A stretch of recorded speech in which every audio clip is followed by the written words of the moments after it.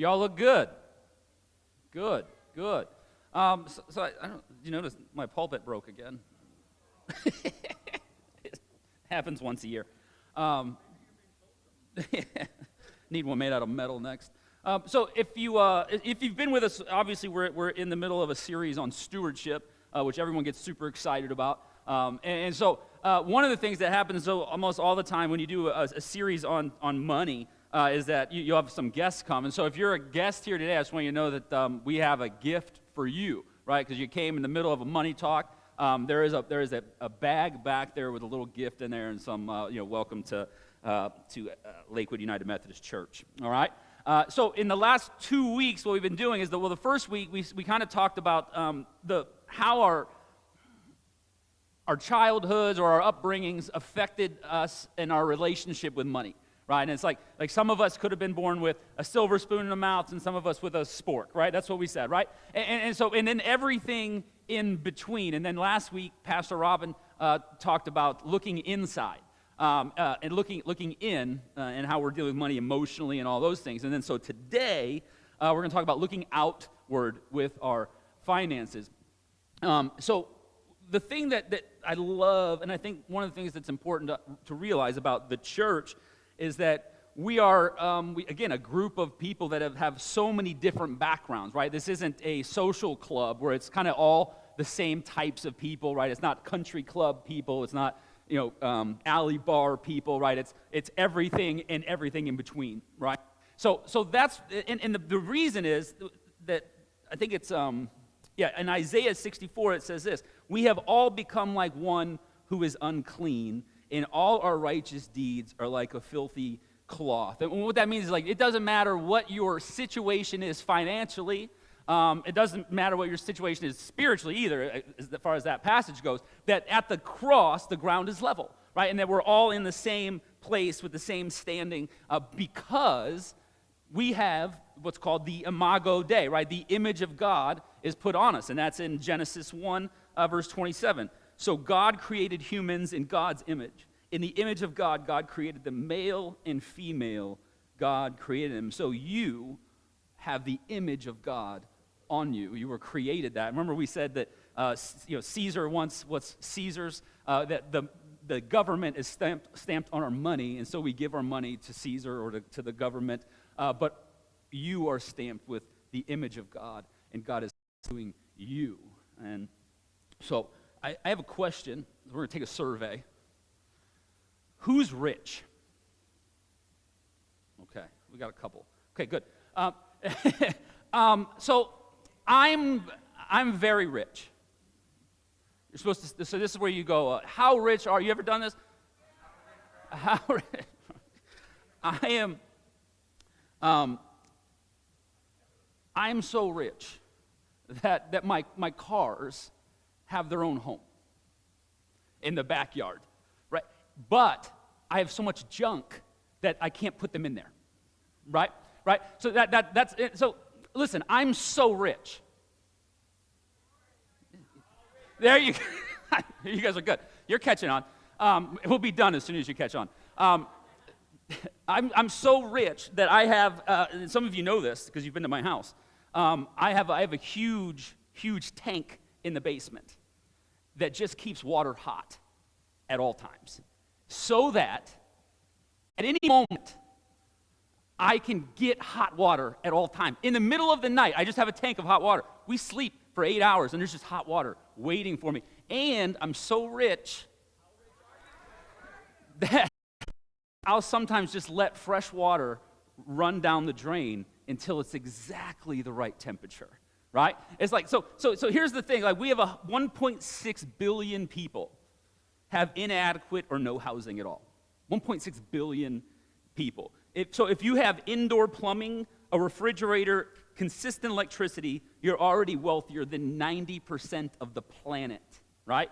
90% of the planet. And so who's rich? Okay, there we go. I thought so.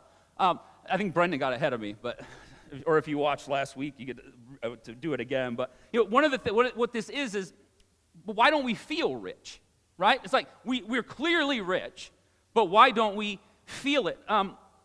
I think it was Dave Ramsey. I'm a big Dave Ramsey fan.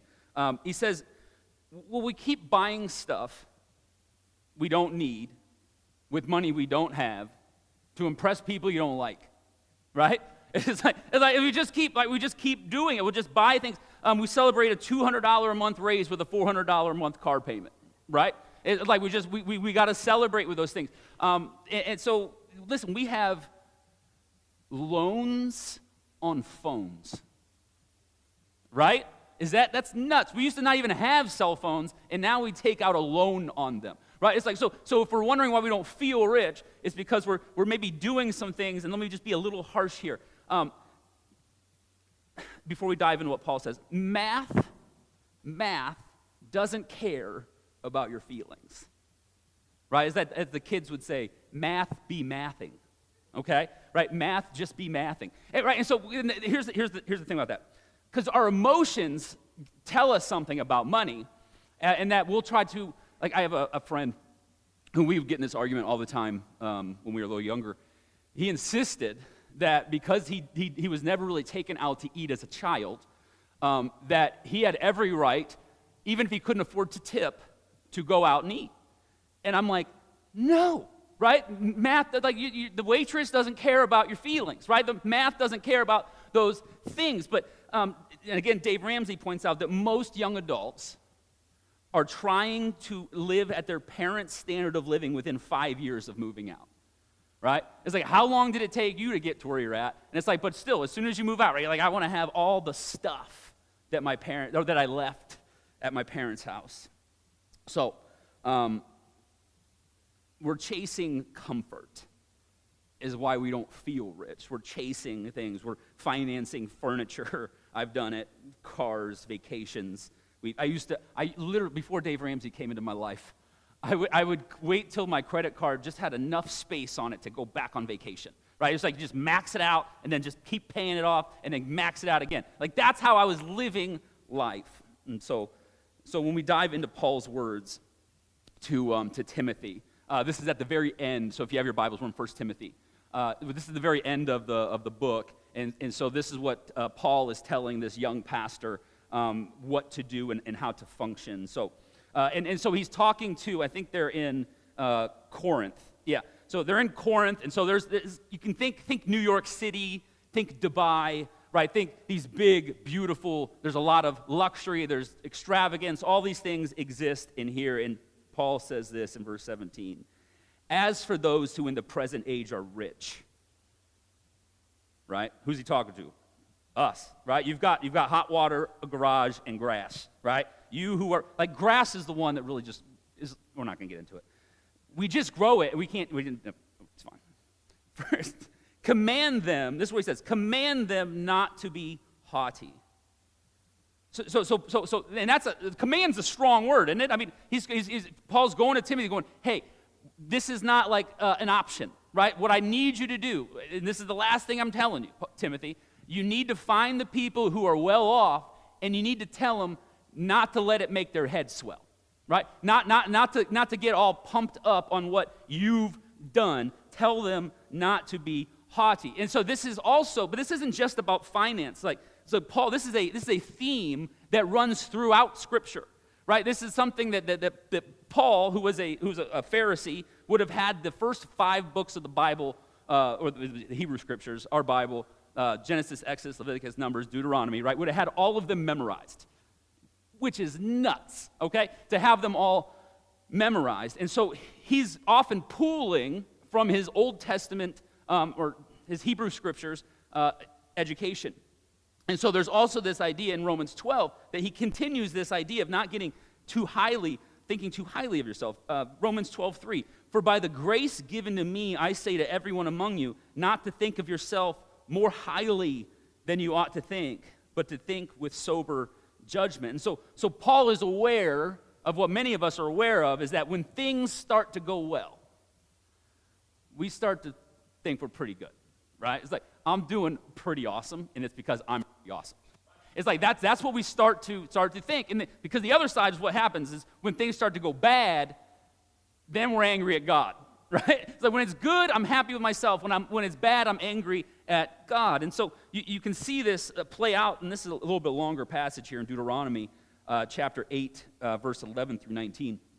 And I tried to shorten this down and just pick a few, but it's such impactful that I wanted to read the whole thing. It says this: take care. So Deuteronomy, so this is like Moses explaining what God is telling the Israelites. So it says, take care that you do not forget the Lord your God by failing to keep his commandments, his ordinances, and his statutes that I'm commanding you today. When you have eaten your fill and have built fine houses and live in them, when your herds and flocks have multiplied and your silver and gold is multiplied and all that is multiplied, right? When you're rich, right? That's what he's saying.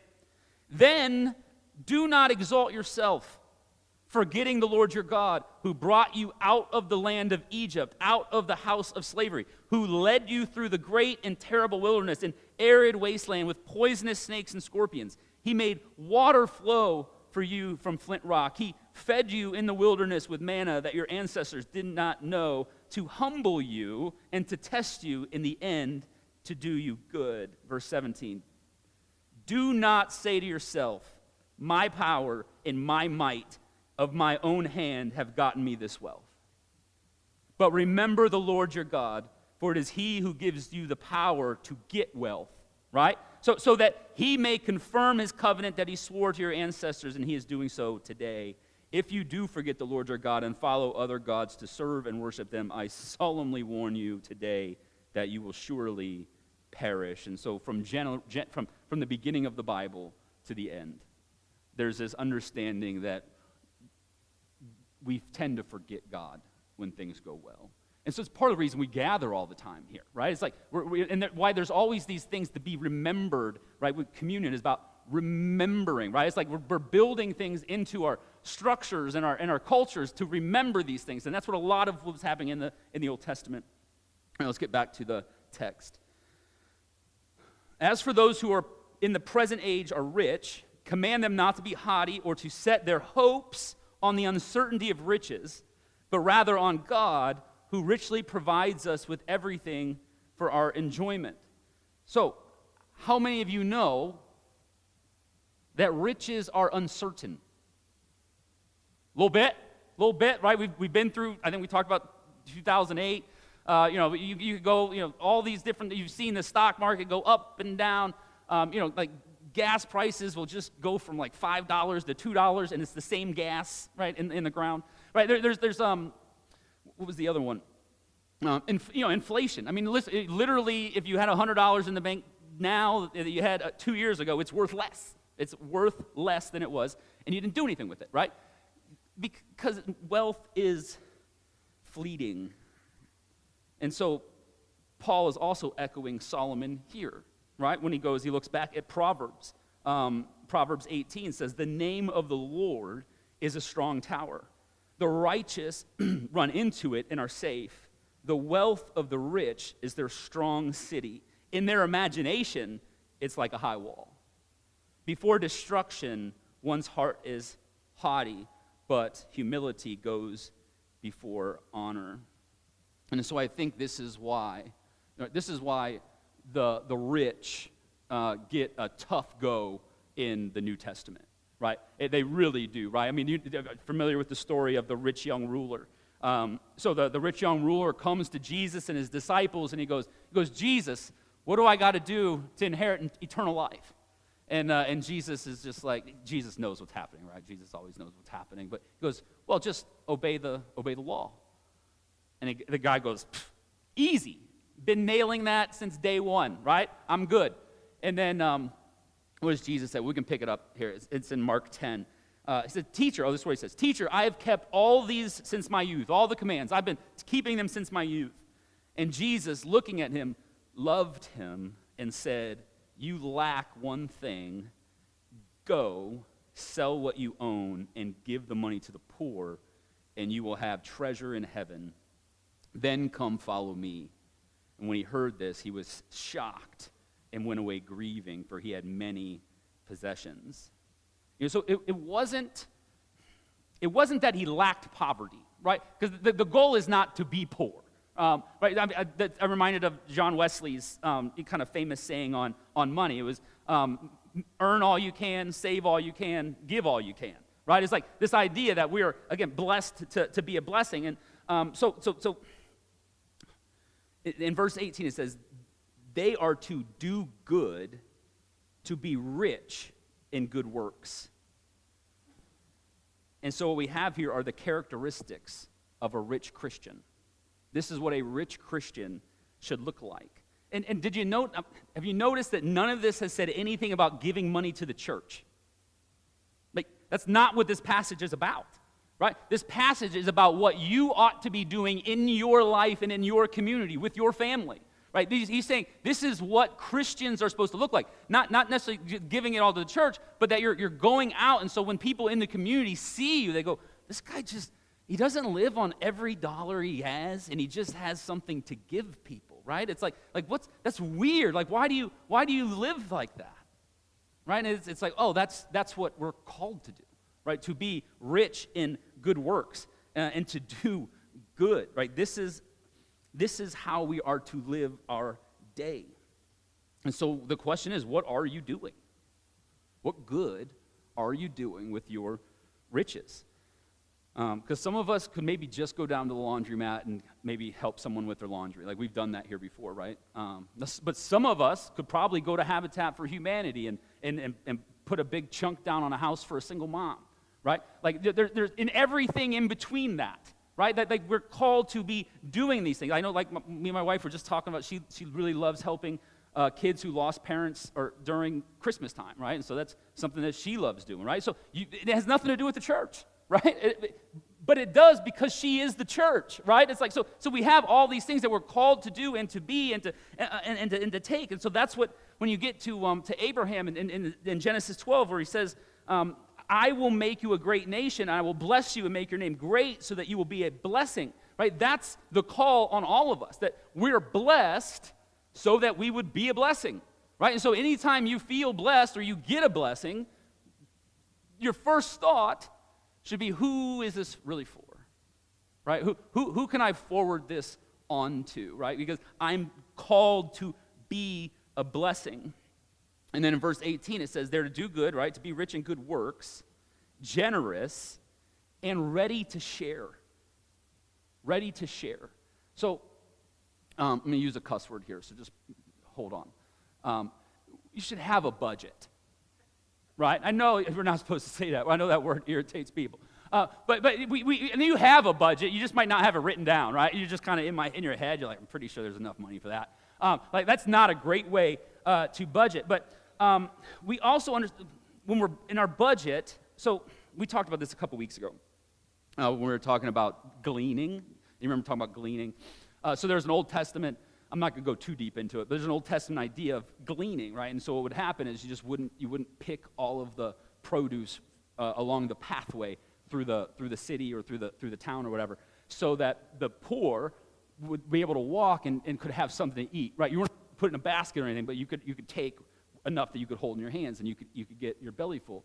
And so what me and my wife had done when we got married, we put a budget together, and I loved budgets, okay? Like Excel sheets with 30 line items, all kinds of stuff. And so one of the line items, we just called it gleaning. And this was 12 years ago, right? And we didn't have a lot of money, but it would be like sometimes we just have an envelope that said gleaning on it, and like every month, maybe it was $5 that we just threw in the envelope. And it was like, if someone needed it, right, ready to share, right? Are you ready to share? And so that was just one of those simple ways to have something ready if someone needed it. And it was always just right. Maybe it was $10, but then it was like, well, here, this was actually prepared for you in advance, right? It's like, I've been waiting to help you with this, right? That's what it looks like to be ready to share. But serious if you don't have a budget. There's really no reason not to in 2025. I mean, the Every Dollar app is top-notch app. It's free, right? So there's a paid version of it, but the free one is perfectly fine, and it does all the line items, and you do something, right? I mean, we're adults. We should have an idea of what we're doing with the money that we earn. And also people who with a budget report feeling like they got a raise, right? Because what happens is you go, oh, I was spending a car loan on coffee, right? It's like I'm doing all these. It's like, oh, I don't, and we gotta go. All right, verse 18 and 19. So they are to do good, to be rich in good works, generous and ready to share, thus storing up for themselves the treasure of a good foundation for the future, so that they may take hold of the life that really is life. And so I was kind of just thinking about that, and what came to my mind was how few people I know that are generous that fall to complete pieces. There's not that many people. There's something about being generous, right, that like you might go through hard times, right? You might lose a job, you can face sickness even if you're generous, but there's a steadiness about generous people. Because generosity roots you in something deeper than your circumstances. So Paul says, when you do good and share what you have, you're actually building a foundation, that you're storing up something real, not in a bank, but in your soul. That generosity keeps you from falling apart because it keeps your trust in God and not in things. And so it's the opposite then of the rich young ruler who walked away sad. He was full of possessions, but empty of peace. But generous people, they're often not the richest. They're just the most grounded. And they've already learned how to take hold of the life that truly is life. And so at this table, every wall we build up, wealth, pride, status, they come down at this table. Here we remember that everything we have, every dollar, every breath, every heartbeat comes from the hand of God. We don't come to earn. We don't come to this table to buy. We don't come to this table to prove. We come to this table to receive. We come to be reminded that real life, the life that truly is life, isn't found in what we hold, but in the one who holds us. So I'm going to pray, and then if you're going to receive communion, we're going to form a line coming around this way, and you can receive communion, and you can go back to your seat, or just kind of stand and pray, or do whatever you need to do.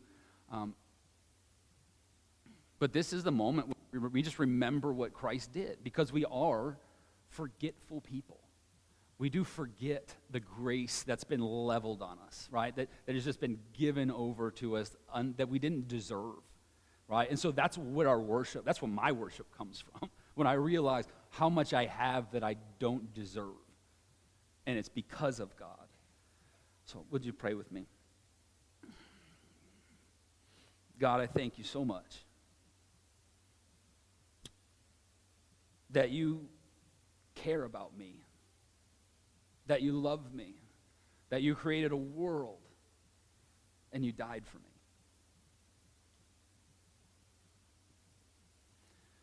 God, thank you so much for the cross, that your body was broken for my sins. Your blood was shed to cover mine. So, Lord, let us always be mindful that this is about you, and that everything we have is because of you. Everything we're able to give is because of you. So thank you. Amen.